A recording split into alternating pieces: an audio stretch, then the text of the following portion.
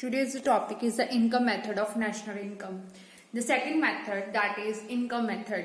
National income का हमने सबसे पहला मेथड किया था वैल्यू एडिड मेथड। जिस मेथड में हम पहले क्या करते थे कि सब सारी वैल्यूज को ऐड कर देते थे, ठीक है, जो भी एक प्रोडक्ट में काउंट हो रही थी, ठीक है, तो उससे हम नेशनल इनकम को कैलकुलेट कर देते थे। सबसे पहले हम जीवीओ निकालते थे, ग्रोस वैल्यू एडेड कितनी करी है, उसके बाद हम निकालते थे नेशनल इनकम। अब इसमें हमने क्या करना है, इस मेथड में हम लोगों की कमाई को जोड़कर किस तरह नेशनल इनकम कैलकुलेट करते हैं वो हमने पढ़ना है। How to reach the NDPFC. पिछले लास्ट में हमने क्या करा था, जीडीपी कैसे कैलकुलेट करते हैं। अब हमने देखना है कि एनडीपी कैसे कैलकुलेट करते हैं, एनडीपीएफसी। उससे हमने net national प्रोडक्टेड factor cost national income तक जाना है। तो इस अकॉर्डिंग टू दिस मेथड, इस मेथड के अकॉर्डिंगली हमने क्या देखना है कि जितनी भी इनकम रिसीव कर रहे हैं सारे रेजिडेंट्स कंट्री की for rendering their productive services, that is factor income. हमने नेशनल इनकम क्या मीनिंग में करा था ना, sum total of the factor income which is earned by the normal resident of the country within the domestic territory and factor income earn factor income. ये बात याद रखनी है, जो फैक्टर इनकम अर्न कर रहे हैं सिर्फ उसी को लेना है और हमारी कंट्री के रेजिडेंट्स की, ठीक है, उन सबको एडअप कर देंगे ताकि हम अपनी नेशनल इनकम को कैलकुलेट कर सके, ठीक है। सम total of all the factor income, वो सारी फैक्टर इनकम जो भी अर्न कर रहे हैं within the domestic territory is known as domestic income. अगर तो हमारी कंट्री में ही अर्न कर रहे हैं उसको बोलते हैं डोमेस्टिक टेरिटरी, ठीक है, डोमेस्टिक इनकम। तो वो हमारी निकल जाएगी net domestic product at factor cost. पहले हम डोमेस्टिक इनकम निकालेंगे, फिर हम एनएनपी तक पहुंचेंगे नेट नेशनल पे, फिर इनकम फ्रॉम अब्रॉड ऐड हो जाएगी, फिर हमारी नेशनल इनकम निकालेंगे। तो द क्वेश्चन इज दिस कि ये चीज कैसे निकालनी है अब, ठीक है। सारी फैक्टर इनकम्स को अब ऐड करना है। कौन कौन सी इनकम को ऐड करना है, how to reach the NDPFC. अब ये पॉइंट पढ़ेंगे कि एनडीपीएफसी तक कैसे पहुंचना है। आपको फैक्टर इनकम के बारे में तो पता है ना, फैक्टर इनकम क्या आती है।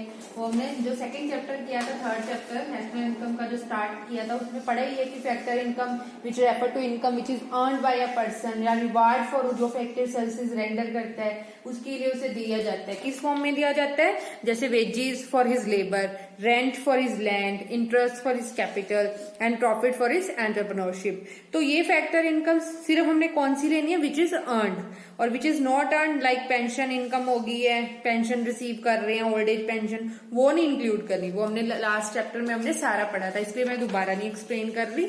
अब हमने करने हैं कि नेशनल जो फैक्टर इनकम है उसके टाइप्स और कंपोनेंट्स कौन कौन से हैं, ठीक है, किस किस को हमने लेना है। तो first one is the compensation of employees, compensation of employees, ठीक है जी, इसको हम बोल देते हैं शॉर्ट में COE, compensation of employees. Factor incomes are broadly classified as under. तो कंपेंसेशन ऑफ एम्प्लॉयज में क्या है, it refers to the amount which is paid to the compensation employee. होता क्या है, जो फर्स्ट पॉइंट है that is compensation of employees. Compensation of employees की होती है, it refers to the amount, जो अमाउंट हम एम्प्लॉयज को पे कर रहे हैं, जो उन्होंने प्रोडक्टिव सर्विसेज रेंडर की हैं, उनके बदले में जो हम उन्हें पैसा दे रहे हैं, ठीक है, और उसमें इंक्लूड है सारी, चाहे वो डायरेक्ट इनकम दे रहे हैं चाहे इनडायरेक्टली वे से दे रहे हैं, जो एम्प्लॉयज रिसीव कर रहे हैं, ठीक है, और वो होते हैं चाहे वेजेस एंड सैलरी हम उनको कैश की फॉर्म में दे रहे हैं चाहे इन काइंड में दे रहे हैं, ठीक है, या उनको एम्प्लॉयज की कॉन्ट्रीब्यूशन दे रहे हैं, कोई सोशल सिक्योरिटी दे रहे हैं, या पेंशन और रिटायरमेंट। हम ये अब लाइन बाय लाइन पढ़ेंगे। आपको ये मीनिंग जो है ना बुक में गिवन नहीं है, तो आप ये 2 लाइनें ऐड कर सकते हो, ये बाकी सारा कुछ आपकी बुक में गिवन है।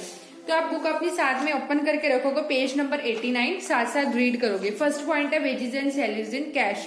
इसका मतलब ये है कि जो भी हम एम्प्लॉयज को कैश पे करते हैं या उनके सैलरी अकाउंट में ट्रांसफर करते हैं एम्प्लॉयज और एम्प्लॉय को एज अ रिवार्ड, जो उन्होंने काम किया है during in an accounting period. जैसे कोई भी ऑफिस में जाता है, ठीक है, जो सैलरी बेस्ड हमको पता है, जो जॉब करते हैं उनकी सैलरी आती है, अगर तो कैश की फॉर्म में आती है वो नेशनल इनकम में इंक्लूड होती है, ठीक है जी, वो इन कैश में रिकॉर्ड करेंगे। अगर इन काइंड का फॉर्म है, अगर कोई बेनिफिट जैसे आपको रेंट फ्री अकोमोडेशन दिया हुआ है, जैसे फ्री फ्लैट दिया हुआ है कंपनी वालों ने या गवर्नमेंट ने, सरकार ने, नौकरी करते तो सरकार ने दिया हुआ है, फ्री पेट्रोल का खर्चा देती है, कोई भी खर्चा इन काइंड में आपको इन फॉर्म में कैश नहीं देती बट इन काइंड में पे कर रही है वो, वो भी इंक्लूड होगी।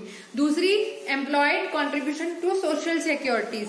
इसमें क्या है कि अगर it refer to such payments as, जैसे प्रोविडेंट फंड आपका क्रिएट किया हुआ है कि हर मंथ जो भी आपकी सैलरी आती है उसमें से कुछ पैसे आपके प्रोविडेंट फंड में चले जाते हैं as a contribution by the employers on the behalf of employees, वो भी यहाँ पे इंक्लूड हो जाती है। और last one is a pension. आपको पेंशन पता है ना, पेंशन वो वाले नहीं, ओल्ड एज पेंशन वो नहीं इसमें लेनी, जैसे रिटायरमेंट के बाद जो आपकी पेंशन बनती है वो वाली।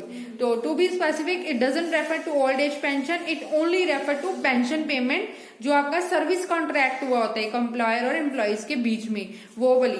ये सारा जो पार्ट है आपका किसमें आएगा, कंपेंसेशन ऑफ द एम्प्लॉय, जो हम एम्प्लॉयज को फैक्टर सर्विसेज के बदले में जो इनकम पे करते हैं वो सारी कंपेंसेशन ऑफ एम्प्लॉयज के अंदर आती है। ठीक है जी।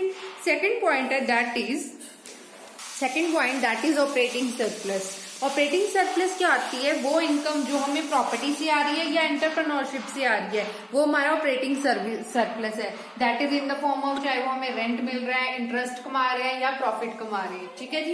ये तीनों चीजें आपको रेंट और इंटरेस्ट के बारे में इस बुक में गिवन नहीं है, तो आप एक एक लाइन में इसमें लिख सकते हो। रेंट क्या आता है, that is amount which is receivable by the landlord from the tenant for the use his land. जब लैंड वो यूज करता है लैंडलॉर्ड की, टेनेंट कौन होते हैं, किराएदार, तो उसके बदले में वो क्या देते हैं, इन द फॉर्म ऑफ कैश, जो उस कैश को हम बोलते हैं रेंट। ठीक है। और इंटरेस्ट क्या है, interest it refers to the amount for lending the fund to a productive unit. मतलब जब हम प्रोडक्टिव यूनिट के लिए फंड देते हैं, जैसे कुछ मैन्युफैक्चरिंग करनी है, प्रोडक्शन करनी है, उसके लिए हम अपना कुछ पैसा जो है लेंड करते हैं। ठीक है। तो interest on such loan which are given for some productive resources, सिर्फ वही वाला इंक्लूड करना है जो सिर्फ प्रोडक्टिव रिसोर्सेज के लिए हमें इंटरेस्ट आ रहा है, that is calculated in national income. Clear. और रेंट के साथ रॉयल्टी भी आती है, जैसे न्यूमेरिकल्स में आपको रॉयल्टी भी लिखा आएगा, तो कंफ्यूज नहीं होना कि ये रॉयल्टी क्या होती है। रॉयल्टी क्या होती है, income which is receive from the granting leasing rights. Income, ध्यान से सुनो, इनकम जो हम रिसीव करते हैं for granting leasing rights and subsoil assets, that is the payment for using my name of their product. For example, I am the writer, I am the publisher, मैंने एक book publish करी एक, ठीक है, तो आगे जो उसके डिस्ट्रीब्यूटर्स हैं उन्होंने मेरे से परमिशन ली, मैंने पूरे कॉपीराइट्स लिए हुए हैं कि मेरी बुक आगे कोई ऐसे बिना परमिशन से पब्लिश नहीं कर सकता, ये कॉपीराइट है, कॉपी नहीं कर सकता, डुप्लीकेट नहीं बना सकता। तो मेरे से जो डिस्ट्रीब्यूटर्स ने परमिशन ले लिया कि हम ऐसे आगे पब्लिश कर दें, डिस्ट्रीब्यूट कर दें, आगे प्रिंट निकाल के इसके और कॉपीज बना दें इसकी, तो हाँ मैंने परमिशन दे दी है। तो मेरे को क्या मिल रहा है, मेरा तो कुछ खर्चा नहीं हो आगे, ना तो प्रिंटिंग में ना कुछ, उन्होंने डिस्ट्रीब्यूटर ने सारा खर्चा किया है। बदले में वो मेरे जो कॉपीराइट्स है, मैंने जो बुक बनाई है, पब्लिश करी है, आई एम द ऑथर, उसके जो पैसे मुझे रिसीव होंगे, that is my royalty, that is cash in the form of royalty. तो जो भी इनकम रिसीव हो रही है for the granting of leasing rights, वो हमारी क्या है, रॉयल्टी। क्लियर है, royalty, rent and interest. Next one is profit. Profit की भी एक लाइन लिख लेना, आपकी बुक में गिवन नहीं है, आगे पॉइंट डिस्कस है। प्रॉफिट क्या आता है, that is the reward to organization, जो हमें ऑर्गेनाइजेशन को रिवार्ड मिलता है, जो हम कंट्रीब्यूट करते हैं गुड्स एंड सर्विस को प्रोड्यूस करने में, अपनी कंट्रीब्यूशन लगाते हैं, तो उसके बदले में हमें जो पैसे मिलते हैं एज अ रिवार्ड, वो हमारा क्या होता है, प्रॉफिट होता है। और प्रॉफिट किन चीजों को मिलकर बनता है, dividend plus corporate profit tax plus undistributed profit.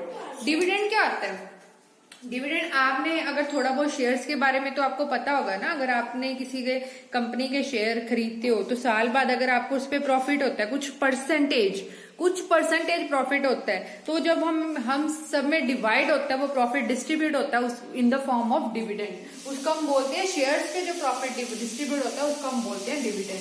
ठीक है, वो हमारे प्रॉफिट में इंक्लूड होता है। दूसरा है कॉर्पोरेट प्रॉफिट टैक्स। ठीक है, कॉर्पोरेट प्रॉफिट टैक्स जो है, that part of the profit which is pay to the government, जो हम गवर्नमेंट को पे करते हैं इन द फॉर्म ऑफ, जो हमारे प्रॉफिट के ऊपर लगता है। ठीक है, वो वाला tax. Next is undistributed profit, that part of the profit which is retained by the firm for future use, that is हमने कोई रिजर्व क्रिएट करके रखा हुआ है फ्यूचर यूज करने के लिए, for the particularly to meet, जैसे कोई कंटिजेंट एक्सपेंसेस आ जाते हैं, अनदिखे खर्चे आ जाते हैं कई बारी। ठीक है, तो वो सेविंग्स हम जब यूज करते हैं उनको बोलते हैं undistributed profits. Clear, first point आपको क्लियर है, compensation of employees. Second one is operating surplus. Third one is mixed income. Third point that is mixed income. ये आप अपनी पेज नंबर 89 बुक में से ही रीड करोगे. मिक्स इनकम का मतलब है वो इनकम जैसे जो सबको मिलके है, जैसे कोई फार्मर है, बार्बर है, स्मॉल शॉपकीपर्स हैं, इन सब की इनकम, छोटी मोटी इनकम सबको मिला के एक मिक्स इनकम का नाम बना देते हैं, उसमें डाल देते हैं. जैसे income of the self employed person, जो अपनी लेबर यूज कर रहे हैं, अपना लैंड यूज कर रहे हैं, अपनी कैपिटल, अपनी entrepreneurship in their household enterprises में. So these income are a mixture of the wages, rent, interest and profit. That is why it is called a mix income. तो इनका कोई separation नहीं होती, क्योंकि इसकी पॉसिबल ही नहीं है सेपरेशन करनी, बिकॉज हम अपनी लेबर यूज कर रहे हैं, अपना कैपिटल यूज कर रहे हैं, अपनी सेल्फ एम्प्लॉयड है. ठीक है, तो ये फैक्टर ऑफ प्रोडक्शन जो है ना तो हायर कर रहे हैं ना मार्केट से परचेज कर रहे हैं, तो इनको मिक्स इनकम में कैलकुलेट कर लेते हैं. तो नाउ ये sum total of these factor income generated within domestic territory is known as the national income by the income method. Now look at the board. Income method से हमने अब NNPFC कैसे calculate करनी है. NNPFC हमने ये calculate करनी है ना, नेशनल इनकम. ठीक है जी. तो compensation of employees income method के अकॉर्डिंगली कंपेंसेशन ऑफ एम्प्लॉयज, अगर तो हमें न्यूमेरिकल में डायरेक्ट गिवन है तो डायरेक्टली ले लेंगे, otherwise wages in kind, in cash, जो जो मैंने पार्ट्स करवाए हैं ना, जो भी गिवन है उनमें add of compensation of employees बनेगा. इसी तरह ये operating surplus, interest, rent, royalty, profit, ये सारे एड अप करके ऑपरेटिंग सरप्लस बनेगा, प्लस मिक्स इनकम. इन तीनों का सम ऑफ करेंगे तो हमारे पास net domestic product at factor cost निकल जाएगा. अब जब हमने NNP तक पहुंचना है, ये देखो इसमें डिफरेंस क्या है, डी और एन का. जब हमने डी से एन तक पहुंचना है तो क्या करते हैं, income from net income from abroad add कर देते हैं, तो NNPFC तक पहुंचेंगे. क्लियर है ये मेथड. और इसकी जो प्रिकॉशंस है पेज नंबर 90 में, वो आप खुद रीड करोगे. अब ये मेथड यहाँ पे कंप्लीट हो जाता है. कल हम इसके करेंगे न्यूमेरिकल्स. Thank you.